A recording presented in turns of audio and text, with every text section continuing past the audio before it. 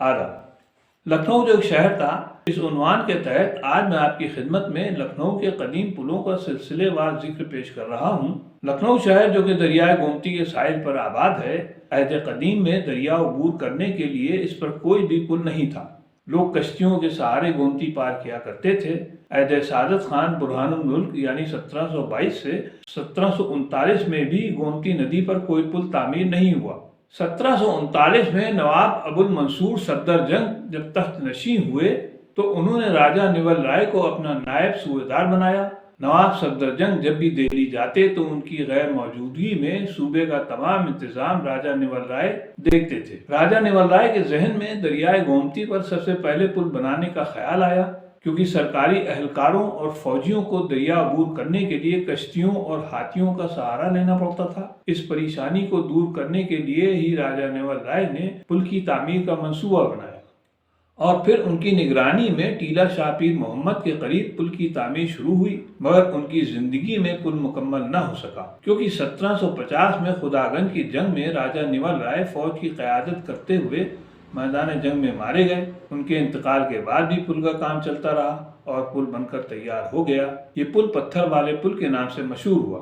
عہد قدیم میں یعنی نواب صدر جنگ سے لے کر بادشاہ امجد علی شاہ یعنی 1742 سے پہلے تک یہی ایک پتھر والا پل تھا جس سے دریا کے اس پار جایا جاتا تھا۔ اس کے علاوہ عہد شاہی میں چھتر منزل کی پشت پر کشتیوں کو آپس میں جوڑ کر ایک پل بنایا گیا تھا جسے لکڑی والا پل کہا جاتا تھا۔ پتھر والا پل 1911 تک موجود تھا، جس کو انگریزوں نے توڑوا دیا اور اس کی جگہ ایک نیا پل تعمیر کروایا جو کہ پکے پل کے نام سے مشہور ہے۔ پتھر والے پل کے علاوہ ایک اور پل بھی تھا جسے لوہے والا پل کہا جاتا تھا۔ یہ پل موجودہ ڈالی گنج کے پل کے پاس واقع تھا، جو کہ گمہ اینٹ کے ستون پر لوہے کی بڑی بڑی کمانیں رکھ کر تعمیر کیا گیا تھا۔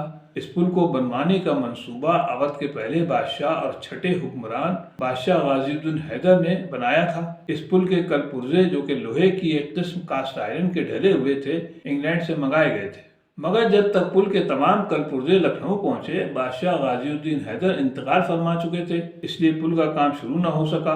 1827 میں شاہ غازی الدین حیدر کے انتقال کے بعد ان کے بیٹے نصیر الدین حیدر تخت پر جلوہ افروز ہوئے۔ ان کے دور حکومت میں پل کا تمام سامان لکھنؤ پہنچ چکا تھا۔ گومتی ندی کے کنارے بیلی غارت کے سامنے ڈھیر کر دیا گیا تھا۔ جب یہ تمام کل پرزے انگلینڈ سے لکھنؤ پہنچے تو بادشاہ نصیر الدین حیدر نے اپنے ایک ملازم انگریز انجینئر سیگلر کو حکم دیا کہ وہ ان تمام کل پرزوں کو جوڑ کر گومتی ندی پر پل بنائے جو کہ بیلی غارت سے کچھ دوری پر ہو۔ انجینئر صاحب نے دریا میں کھمبے بنوانے کے لیے گومتی ندی میں کنویں کھدوائے اور ان کنووں میں گمہ اینٹ سے کھمبے تعمیر ہونا شروع ہو گئے۔ کھمبے تو بن کر مکمل ہو گئے، مگر ان کھمبوں پر پل کی کمانیں نہیں رکھی جا سکیں، کیونکہ سیگلر صاحب پل کا کام ادھورا چھوڑ کر انگلینڈ چلے گئے، جس کی وجہ سے یہ پل عہد نصیر الدین حیدر میں مکمل نہ ہو سکا۔ ان کے انتقال کے بعد محمد علی شاہ تخت سلطنت پر بیٹھے، مگر ان کے دور میں بھی پل کا کام شروع نہ ہو سکا۔ دوسری طرف لوہے کے کل پرزے دریا کے کنارے پڑے زنگ کھاتے رہے۔ 1842 میں اپنے والد کے انتقال کے بعد نواب امجد علی شاہ بادشاہ اودھ ہوئے تو ان کے دور میں اس ادھورے پل کی تعمیر مکمل ہوئی۔ بادشاہ نے ایک انگریز افسر کرنل فریسٹ اور ایک بنگالی انجینئر کو اس پل کی تعمیر کا کام سونپا۔ کھمبے تو پہلے ہی بن کر تیار تھے، بس ان پر کل پرزوں کو ملا کر کمانیں رکھنا تھیں۔ بنگالی انجینئر نے بڑی جافشانی سے کام کیا اور بادشاہ امجد علی شاہ کے دور میں اسے مکمل کر دیا۔ اس پل کی تعمیر میں 1,80,000 روپے خزانہ شاہی سے خرچ ہوئے، جبکہ لوہے کا تمام سامان بادشاہ غازی الدین حیدر نے منگوایا تھا، اور گومتی ندی میں ستون شاہ نصیر الدین حیدر کے زمانے میں بنے تھے، جس کا خرچ الگ سے تھا۔ یہ پل 1975 تک موجود تھا، مگر اس پر آمد و رفت بند کر دی گئی تھی۔ پل کافی نیچا ہونے کی وجہ سے سیلاب کے پانی میں ڈوب جاتا تھا، جس کی وجہ سے یہ پل کمزور ہوتا گیا۔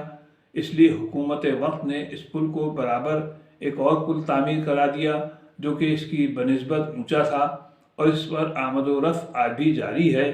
نئے پل کی تعمیر کے بعد اس پل کو توڑ دیا گیا اور اس کے ساتھ ہی ایک تاریخی پل صفحہ ہستی سے مٹ گیا۔ جنگ آزادی کے بعد جب لکھنؤ پر انگریزوں کا قبضہ ہو گیا تو انہوں نے لکھنؤ میں بہت سی عمارتیں بنوائیں، جس میں 2 پل بھی تھے۔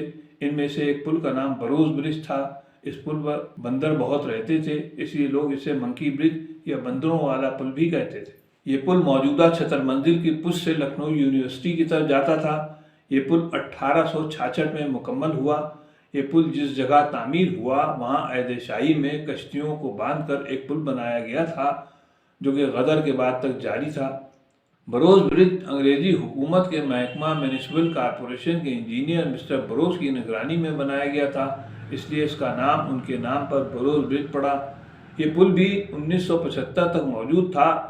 ये पुल भी सैलाब में डूब जाने की वजह से कमज़ोर हो गया था। इस पुल को भी तोड़कर इसकी जगह एक नया पुल बना दिया गया है। बरोज ब्रिज के अलावा दूसरा पुल पत्थर वाले पुल की जगह बनाया गया, जो कि पक्का पुल कहलाता है। इस पुल का ठेका अंग्रेजी हुकूमत के महकमा PWD ने गुरु प्रसाद नामी एक ठेकेदार को दिया था। इस पुल की तामीर 2 अंग्रेज इंजीनियरों की निगरानी में हुई। ये पुल 10 फरवरी 1914 में बनकर तैयार हुआ और पक्के पुल के नाम से मशहूर हुआ, जो कि लखनऊ की पहचान बन गया। कहा जाता है कि ये पुल इंग्लैंड में दरियाए टाम के पुल की हूबहू नकल है।